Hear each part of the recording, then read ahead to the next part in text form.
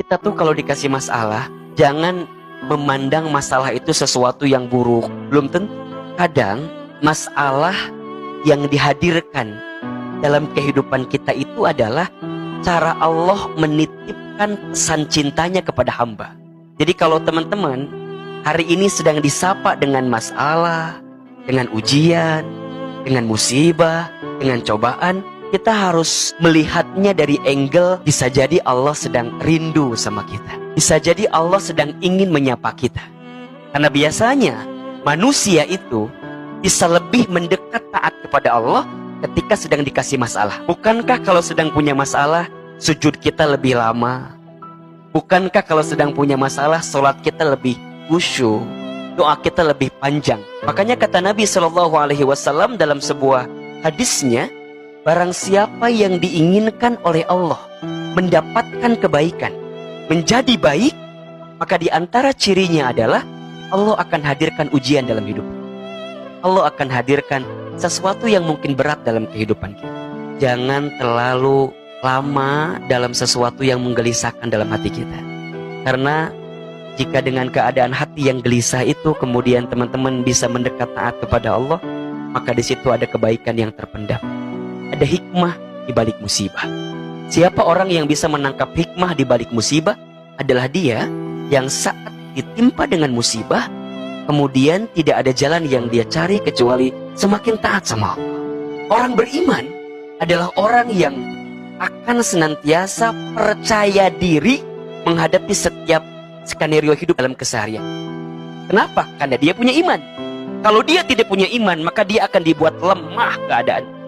Yang membuat kita kuat, yang membuat kita yakin gitu, yang membuat kita mau melangkah, itu karena ada iman. Iman itu harus dibuktikan. Apa buktinya? Amal soleh. Ahilman, tapi kan kita itu seringkali kita mengeluhkan tentang nasib yang tidak bersahabat dengan kita. Ada barangkali di antara teman-teman yang punya rencana tapi tidak tercapai. Ada barangkali di antara teman-teman yang sedang punya keadaan memilukan keadaannya. Atau ada di antara teman-teman yang sedang berjuang melelahkan tapi tidak menuai hasil yang diinginkan. Jika itu yang terjadi, biasanya sikap apa yang keluar? Mengeluh, betul nggak? Gelisah, resah, galau, meracau, menyalahkan keadaan. Kok bisa begini sih?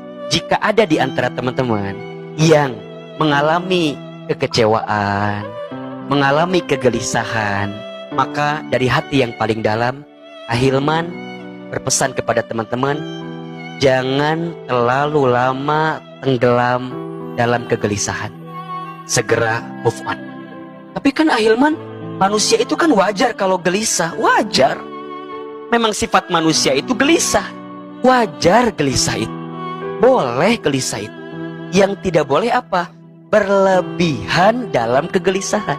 Ahilman tidak menyalahkan yang gelisah. Ahilman tidak menyalahkan yang resah, yang galau. Itu boleh-boleh saja.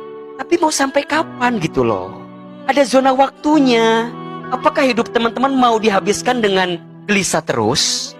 Teman-teman jangan berpikir kehidupan ini selalu seperti kalkulator sesuai dengan logika kita.